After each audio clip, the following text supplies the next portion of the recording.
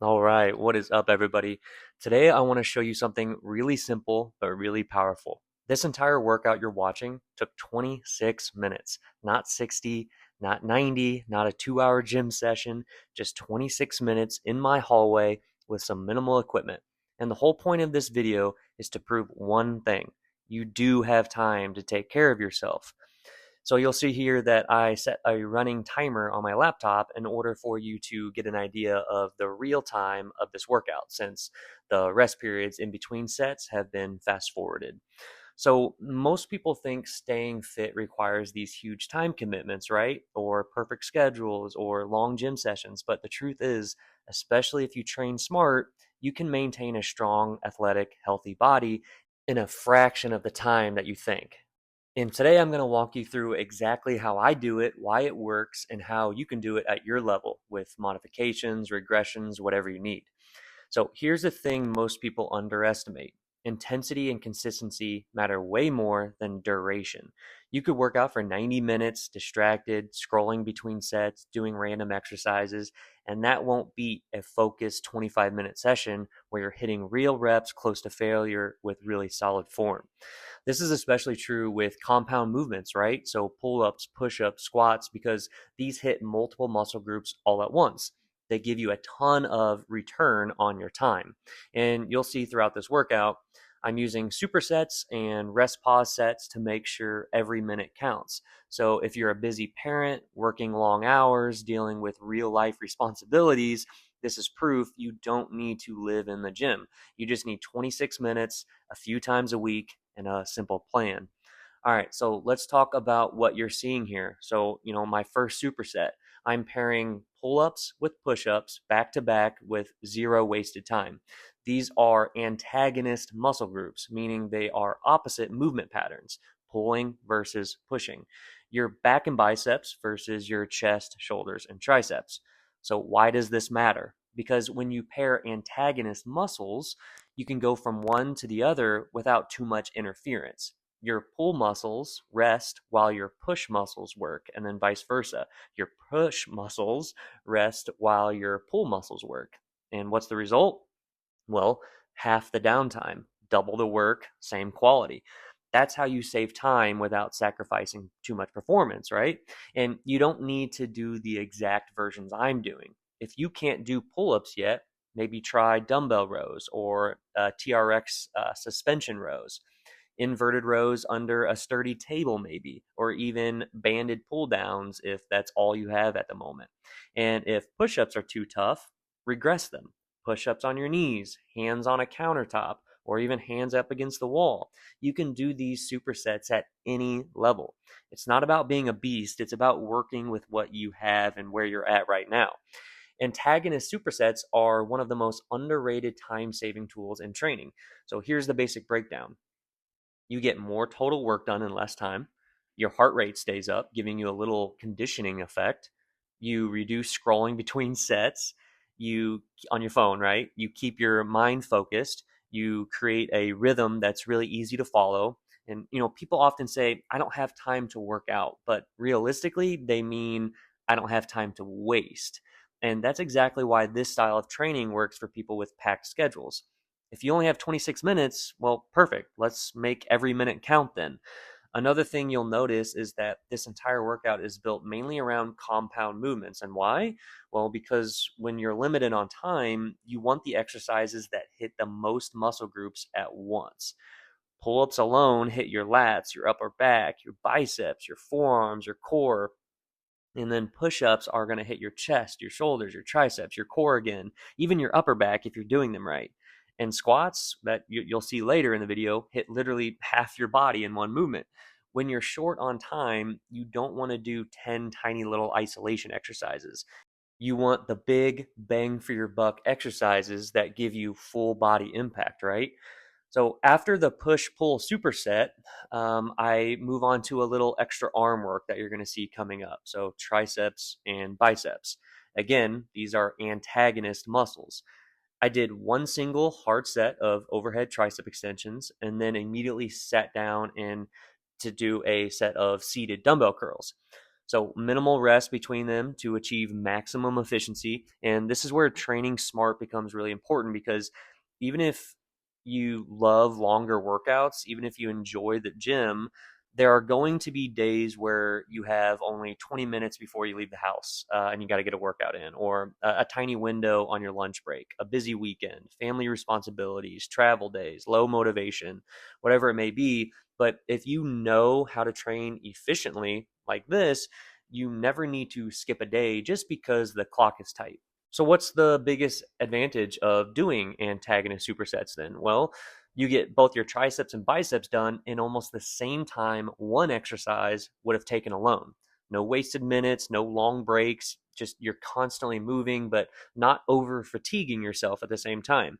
That's the secret to time efficient training. Now, after I got done with the tricep and bicep antagonist superset, I then went on to the rest pause set for lateral raises. So this technique is amazing, especially for busy people. A normal shoulder isolation workout, if you're just doing, 3 or 4 straight sets, could potentially take up to 10 minutes maybe, right? Or maybe even more. But if you do rest pause, they let you hit the same intensity, sometimes maybe even higher, in about 2.5 minutes. So here's how it works. What you'll do is you'll do a set to failure around 10 to 20 reps.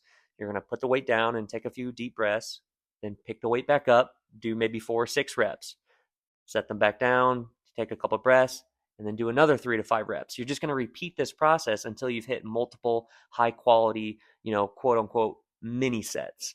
So what makes this so useful? Well, those last few reps, those close to failure reps, are the ones that trigger growth. With rest pause, you stack multiple clusters of those high ROI reps without long rest periods. So for isolation movements, this is gold in my opinion. It saves time, it keeps the muscle under tension, and it's honestly mentally easier. You're only committing to short bursts as opposed to multiple longer drawn out sets, right? If you've never tried this, it will honestly change your training on busy days for sure. So onto lower body, you'll see coming up here soon. So I love single leg training, right? It fixes imbalances and builds stability, but single leg movements take double the time, obviously. So, and in a workout like this, where the goal is speed and efficiency, I go with something that's going to involve both legs at the same time. So on this day, I did a simple dumbbell squat. So both legs are working at the same time, simple setup. It's a nice big range of motion, great for the glutes, quads, and even the erectors. No time wasted setting up. It lets you finish strong without adding another 10, 15, 20 minutes to the session. Here's another myth people cling to.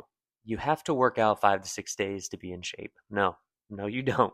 If you train with intensity and hit full body movements like I'm doing here, you can get incredible results with 3 days a week, 26-ish minutes per session, good nutrition, consistency. Think about it this way: 26 minutes times 3 days. That's 78 minutes per week, 1 hour and 18 minutes. Now, I'm not saying that's what I do every week and have always done. I'm just saying that's potentially what you could do and absolutely still see some really, really good results. You can absolutely get strong, athletic, lean, and healthy with that, 78, 80 minutes a week of hard resistance training. A lot of people genuinely believe that, if I can't do a full 90-minute session, it's just not worth it to do it at all. But that's like saying, well, if I can't eat the perfect diet today, I might as well eat nothing but junk. Or if I don't have time to, clean my whole house, I'm not even going to pick up one thing.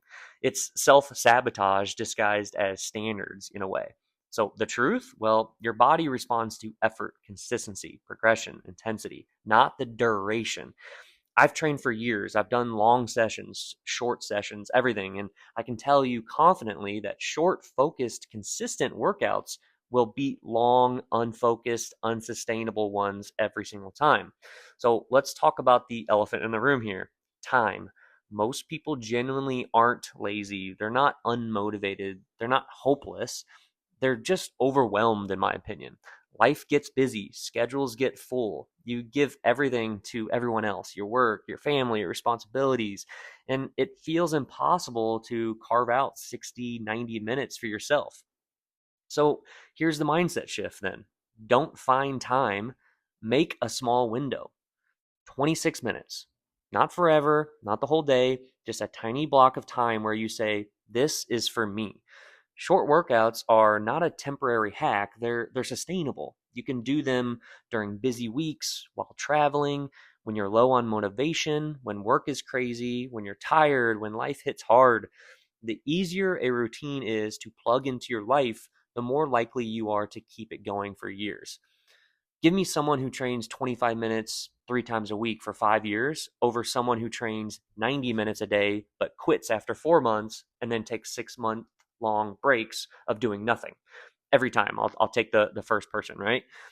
People love to complicate fitness. They think they need fancy equipment, 8 different machines, 20 different exercise circuit rotations, perfectly periodized programs, an hour of hard cardio, the quote unquote right gym, special supplements. But no, you need a pull movement, a push movement, a lower body movement, and maybe 1 or 2 isolations thrown in. That's it. What matters is, are you pushing yourself close to failure? Are you doing it consistently? Are you getting better over time?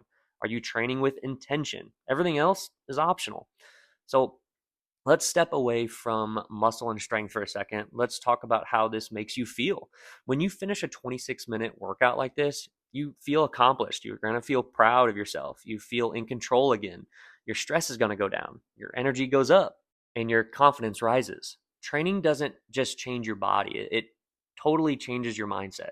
You start to see yourself as someone who shows up, someone who honors their commitments, someone who is capable.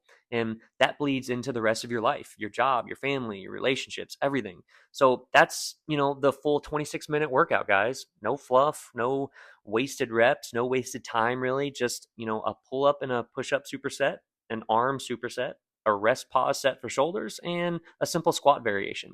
And that's really all it takes to get some really solid results. If you can give yourself 26 minutes a few times a week, your future self will thank you. Your health will change. Your strength will change. Your body will change. Your confidence in just your life in general will change. Not because the workout is perfect, but because you showed up.